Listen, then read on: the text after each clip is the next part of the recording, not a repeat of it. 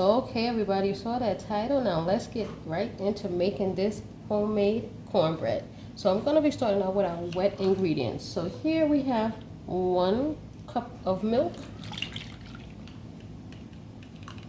All right, to that we're going to add 1 large egg.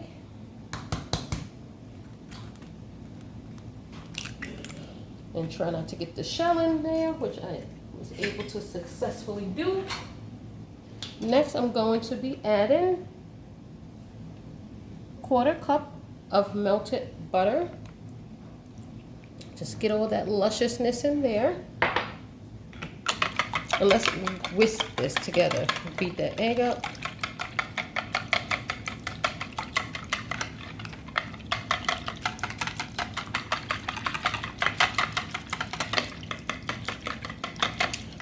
Alrighty, since we are making cornbread, obviously we're going to be using some cornmeal. And I'm going to be using this, I thought it was really good, self-rising cornmeal. So 1 1/4 cups of cornmeal. It has some nice, soft, and pretty much a small grain. It's not a coarse grain cornmeal.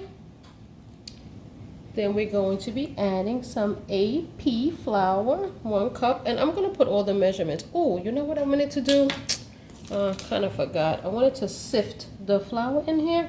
I know it's not a cake or anything where you want your flour to be not lumpy. Actually, it's cornmeal, so it is going to be quite bumpy anyway, but you could sift it or not.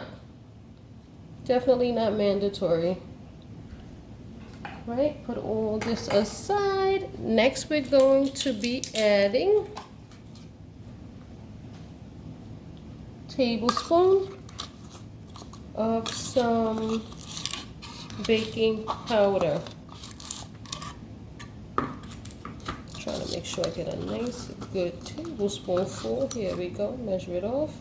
And I actually should have added 1 ingredient first, but it's okay. I'm gonna go ahead and whisk this all together. I should have added some sugar. So here I have some granulated sugar. 1/2 cup. I should have added it to the wet ingredients. Please don't make that mistake, because you want to give the sugar an opportunity to start to dissolve a bit. So you really want to add it to your wet ingredients. I almost forgot it. It was sitting right there, and still I almost forgot to add it, and added it at the wrong time. I'm supposed to add it to your wet ingredients. You want the sugar to start to dissolve. And then you can just use your whisk to incorporate all of these ingredients.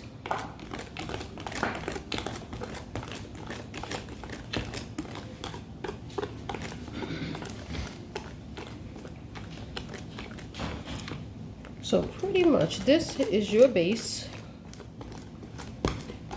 for your cornbread. You can also add honeys. I've seen that as well. Instead of sugar, some people use honey to sweeten it just a bit. But this is it. This is your base. You can also use white cornmeal. I've seen that as well. Instead of yellow cornmeal, if you find white, if you want to be adventurous and try something different, you can try the white cornmeal. So this is incorporated perfectly. So we're going to go ahead and move on to our pan so we can get this in the oven. Okay, so what you want to do is take your dish or your pan that you're going to be using to make your cornmeal in, and put a little bit of butter. So you can melt some butter or butter spray if you want, and just to grease it a little bit so it doesn't stick. So we have our batter, so I'm going to go ahead and just get it in our pan. So you want to use like a silicone spatula to help you get all of your batter in the pan. And I believe this is an 8-inch, it's an 8 or 9-inch. Either one should be fine. And our oven is ready. You want to preheat your oven to 400. So make sure you take the time to just set your oven to 400 so it can be ready when your mixture or your batter is ready.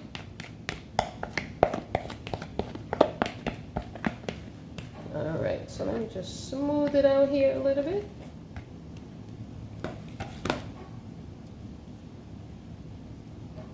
Alrighty. So what we're going to do now is just pop this in our 400-degree oven for about 20 to 25 minutes until you see it's nice and golden brown and you're able to stick a toothpick or a fork through it, and it is done.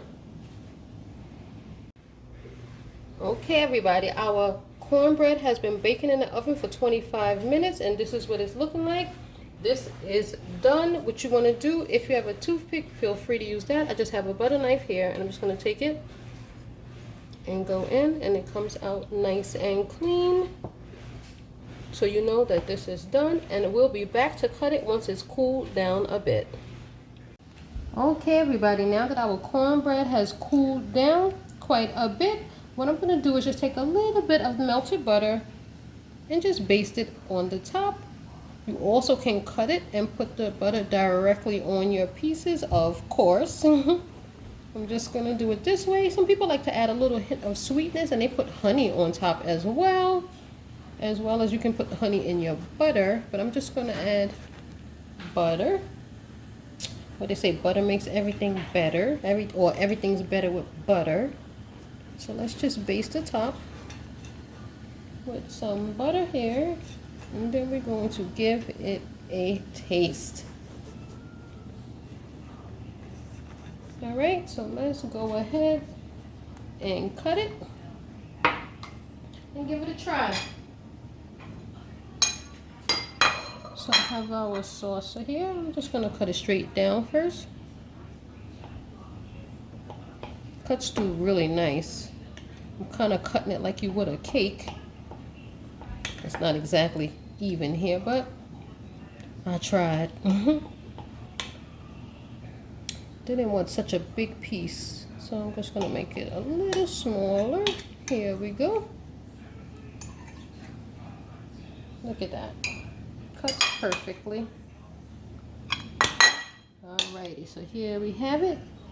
Nice and soft. Let's just go ahead and give it a taste.